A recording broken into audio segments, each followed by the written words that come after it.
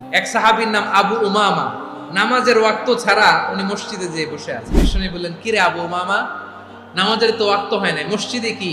সাহাবী বলে, নবী গো, ঋণের বোঝায় এমন টেনশনে আছি, ঘরে থাকতে পারলাম না, মসজিদে চলে আসছে। বিষ্ণু বললেন, আমি কি তোমার এমন একটা দোয়া শিখাবো যেটা পড়লে আল্লাহ তাআলা তোমার ঋণের বোঝা হালকা করে দিবে?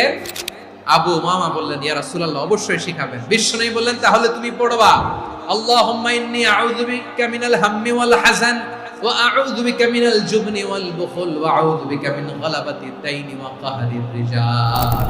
ও আল্লাহ, তোমার কাছ থেকে দুশ্চিন্তা থেকে পানাহ চাই, কৃপণতা, ভীরুতা, অলসতা এবং ঋণের বোঝা থেকে পানাহ চাই।